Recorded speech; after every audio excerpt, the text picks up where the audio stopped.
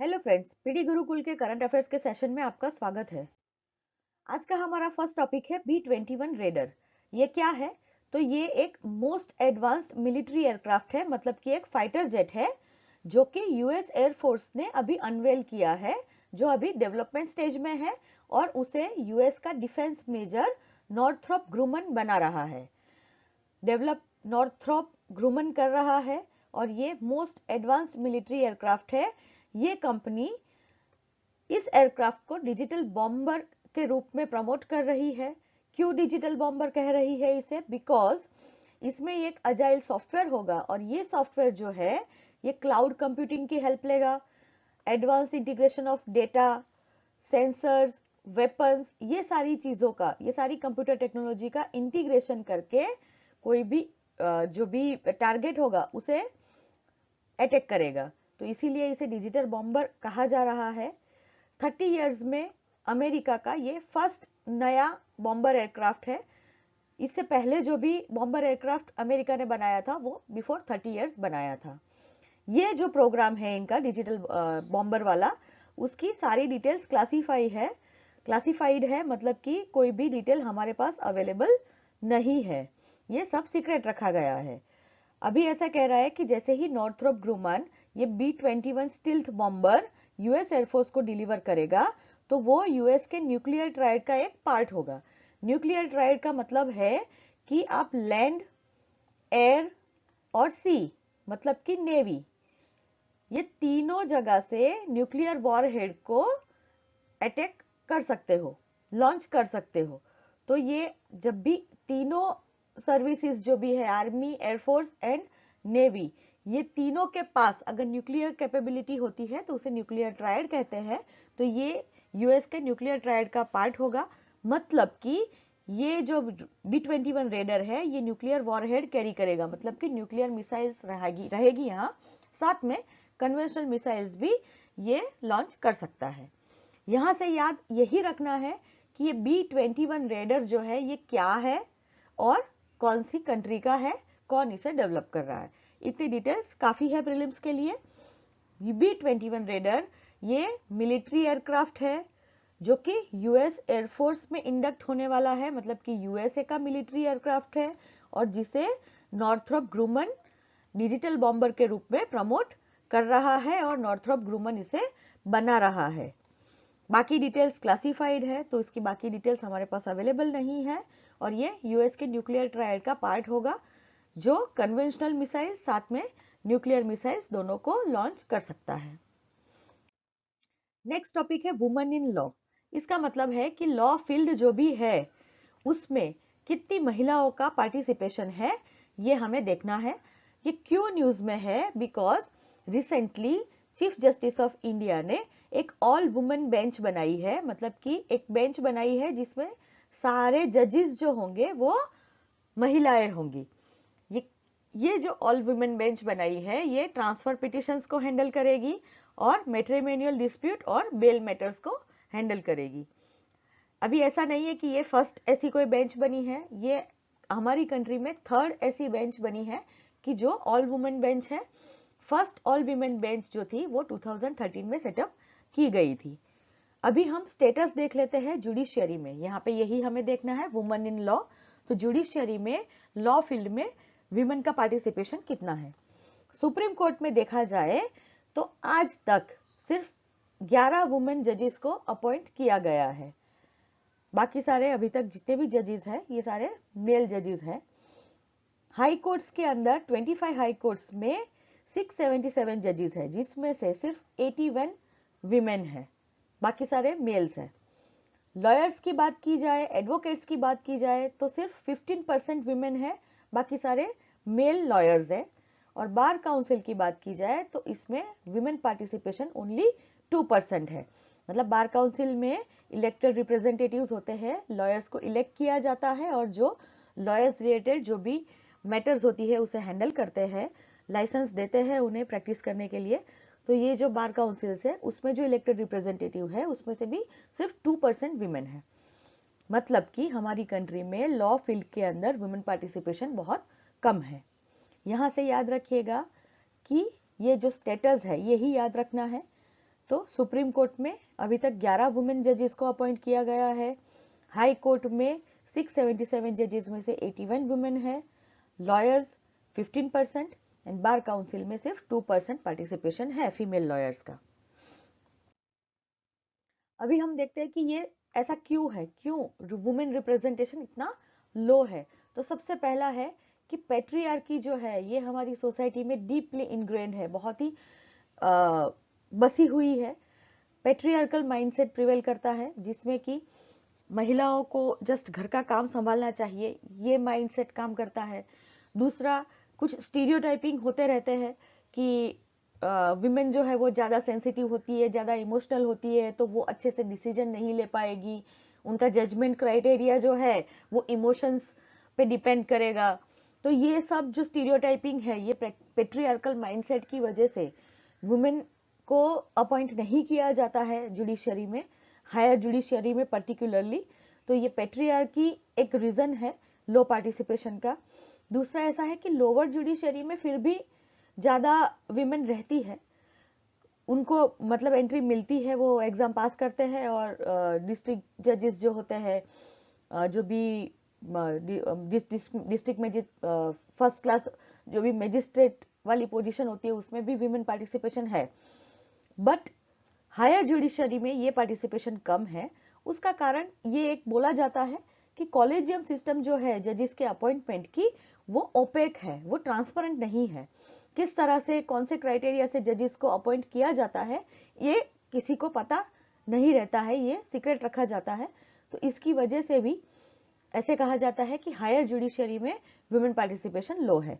Higher judiciary मतलब कि high court and supreme court में। दूसरा है कि हायर जुडिशरी में कोई भी रिजर्वेशन क्राइटेरिया नहीं है विमेन के लिए, महिलाओं को रिजर्वेशन यहाँ पे अलग से प्रोवाइड नहीं किया जाता है, तो ये भी एक रीजन है। जबकि कुछ स्टेट्स है ऐसे जिन्होंने लोअर जुडिशरी में विमेन को रिजर्वेशन दिया हुआ है, इसीलिए लोअर जुडिशरी में minimum amount of women participation होगा ही, कि जितना क्राइटेरिया रखा है कि 33% अगर वुमेन को रिजर्वेशन दिया गया है तो 33% फीमेल होंगी जजेस। बट हायर जुडिशरी में ऐसा कोई क्राइटेरिया नहीं है, जिसकी वजह से वुमेन पार्टिसिपेशन हायर जुडिशरी में कम है। दूसरा ऐसा है कि हमने देखा कि एडवोकेट्स की जो संख्या है वो भी कम है, 15% सिर्फ फीमेल एडवोकेट्स है, और एडवोकेट्स में से ही तो जजेस चूज किए जाते हैं। तो ये जो पूल है, सिलेक्शन पूल, ये भी तो कम है जहां से जजेस को सिलेक्ट किया जाएगा। मतलब कि एडवोकेट्स की संख्या, विमेन एडवोकेट्स भी कम है, इसीलिए भी एक रीजन है कि जुडिशरी के अंदर जजेस, वुमेन जजेस कम है। दूसरा कि प्रॉपर जुडिशियल इंफ्रास्ट्रक्चर भी अवेलेबल नहीं होता है काफी सारी कोर्ट्स में, जैसे कि वुमेन के वॉशरूम्स अलग अवेलेबल नहीं होते हैं। तो ये सब रीजन होते हैं कि वुमेन जो है वो पार्टिसिपेट नहीं करती है, ऐसी जॉब लेने से कतराती है। तो लो वुमेन रिप्रेजेंटेशन के कारण क्या है?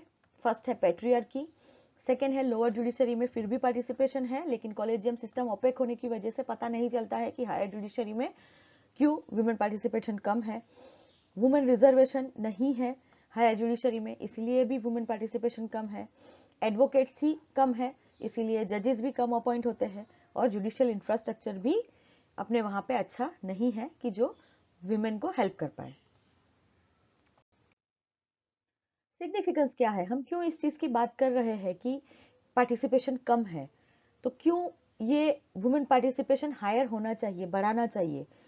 तो इसमें ऐसा है कि अगर जजेस एंड लॉयर्स, अगर लेडी जजेस एंड लेडी लॉयर्स ज्यादा होंगे तो जो भी विक्टिम्स है, जो महिलाएं जिनके ऊपर अत्याचार होते हैं, हिंसा होती है, रेप्स होते हैं, वो लोग इजीली कोर्ट में जाने से, मतलब इजीली कोर्ट में जा पाएंगे, उनको डर नहीं लगेगा। कभी भी रेप केस होता है तो उनको हियरिंग जो देनी पड़ती है, जो उनको टेस्टिमोनी देनी पड़ती है, वो मेल जज होगा या तो मेल लॉयर अगर उनको क्वेश्चनिंग करता है, तो ये थोड़ा सा एम्बेरेसिंग लगता है महिलाओं के लिए।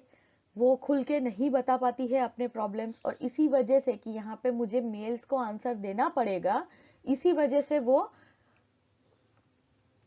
प्रोटेक्शन नहीं मांगती है कोर्ट से और केस नहीं दर्ज करती है। अगर ज़्यादा नंबर्स होंगे और ज़्यादा विजिबिलिटी होगी वुमेन जजेस की और वुमेन लॉयर्स की, तो वुमेन जो है वो जस्टिस सीख करने में विलिंग हो जाएगी और ज़्यादा वो केसेस कर पाएगी, उनको जस्टिस मिल पाएगा। दूसरा ऐसा है कि वुमेन अगर ज़्यादा होगी जुडिशरी में तो डिफरेंट पॉइंट्स ऑफ व्यू वो दे पाएंगे और इंक्लूसिव पॉलिसीज बन पाएगी। जैसे कि अभी ज़्यादातर मेल्स है, तो हो सकता है कि ये जो मेल जजेस है ये वुमेन के इश्यूज के लिए उतने सेंसिटिव ना भी हो ही सकता है कि वो उतने सेंसिटिव ना हो, वो वुमेन पर्सपेक्टिव को उतना अच्छे से ना समझ पाए। तो इसीलिए जो पॉलिसीज बनेगी वो उतनी महिलाओं के लिए उतनी वुमेन सेंट्रिक नहीं होगी, जबकि इसलिए ये ज़्यादा इंक्लूसिव भी नहीं होगी। नो डाउट यहाँ पे मैं बताना चाहूँगी कि काफ़ी सारे मेल जजेस हैं जिन्होंने लैंडमार्क जजेस दिए हैं, लैंडमार्क जजमेंट्स दिए हैं वुमेन के लिए और वुमेन एम्पावरमेंट के लिए, इवन उनकी कंडीशंस को सुधारने के लिए, बट स्टिल ज़्यादातर ऐसा नहीं देखा जाता है। मेल जजेस जो है वो उतने सेंसिटिव नहीं होते हैं, नहीं भी हो सकते हैं। तो यहाँ पे ऐसा कहा जाता है कि अगर वुमेन जजेस ज़्यादा होंगे तो वो पॉइंट्स ऑफ व्यू अलग अलग रख सकते हैं और inclusive policies mostly for women बन सकती है। तो फिर वे फॉरवर्ड क्या है, किस तरह से वुमेन पार्टिसिपेशन बढ़ाना चाहिए? तो सबसे पहला है कि सेंसिटाइजेशन होना चाहिए। इंस्टीट्यूशनल लेवल पे, सोशल लेवल पे और बिहेवियरल लेवल पे चेंज आना चाहिए। इंस्टीट्यूट्स में भी, सोसाइटी में भी ऐसा नहीं होना चाहिए। जो वुमेन के लिए जो स्टीरियोटाइप्स है वो कम होने चाहिए और वुमेन के इश्यूज के लिए सब सेंसिटाइज होने चाहिए। दूसरा कि इंक्लूसिविटी को एम्फेसिस देनी चाहिए कि नहीं, वुमेन पार्टिसिपेशन होना चाहिए। तो ये एम्फेसिस अगर मिलेगी तो भी वुमेन पार्टिसिपेशन बढ़ सकता है। दूसरा कि कॉलेजियम सिस्टम में ट्रांसपेरेंसी लानी चाहिए, जिससे कि पता चले कि कितने वुमेन जजेस नॉमिनेटेड हुए थे या कितने वुमेन एडवोकेट्स जो है वो जजेस के लिए नॉमिनेट हुए थे कॉलेजियम में, क्यों रिजेक्ट हुए और कितने वुमेन को उन्होंने जॉब दी, मतलब जजेस बनाया। तो ये ट्रांसपेरेंसी आनी चाहिए। अगर ट्रांसपेरेंसी आएगी तो अकाउंटेबिलिटी आएगी एंड शायद वुमेन पार्टिसिपेशन बढ़ जाए।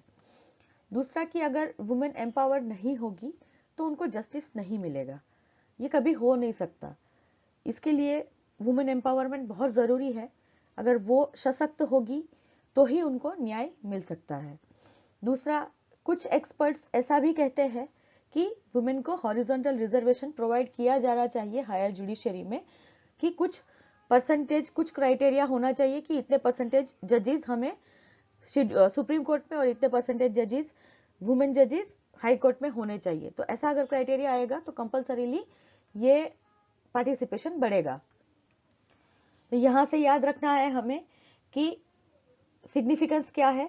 तो ज़्यादा नंबर्स होंगे तो वुमेन ज़्यादा विलिंगली जस्टिस सीख करने के लिए कोर्ट के द्वार खटखटाएगी। डिफरेंट पॉइंट्स ऑफ व्यू मिलेंगे तो इंक्लूसिव पॉलिसीज बन पाएगी। वे फॉरवर्ड में सेंसिटाइजेशन होना चाहिए, इंस्टीट्यूशनल, सोशल और बिहेवियरल चेंज आना चाहिए और इंक्लूसिविटी पे फोकस होना चाहिए, एम्फेसिस होना चाहिए। कॉलेजियम सिस्टम को ज़्यादा ट्रांसपेरेंट बनाना चाहिए और वुमेन एम्पावरमेंट होना चाहिए। दूसरा कि हॉरिजॉन्टल रिजर्वेशन भी एक तरीका है वुमेन पार्टिसिपेशन बढ़ाने का। हमारा आज का थर्ड टॉपिक है काशी तमिल संगमम। ये क्या है? काशी मतलब कि नॉर्थ उत्तर प्रदेश में आया हुआ एक जगह है। तमिल मतलब तमिलनाडु की बात की गई है। तो नॉर्थ और साउथ के एक संगम यहाँ पे हो रहा है काशी तमिल संगमम में। ये क्या है हम जानते हैं, ये क्या है हम आगे जानते हैं कि क्या है ये। ठीक है, तो यहाँ पे स्टोरी ऐसी है कि एक राजा थे जो 15th सेंचुरी में मदुराई में रूल करते थे। पंड्या राजा थे जिनका नाम था किंग पराक्रम पंड्या। ये जो राजा थे उनको तमिलनाडु में, मतलब मदुराई में शिव भगवान का मंदिर बनाना था और इसीलिए वो काशी गए थे लिंगम लाने के लिए, मतलब कि शिवलिंग लाने के लिए। वो वहां से शिवलिंग लेके आए और उन्होंने तेन काशी, जो कि साउथ वेस्टर्न तमिलनाडु में है, वहां पे काशी विश्वनाथा टेम्पल बनाया, मतलब कि काशी विश्वनाथ टेम्पल उन्होंने बनाया। जो लोग काशी विजिट नहीं कर पाते थे ये तेनकाशी में विजिट करते थे।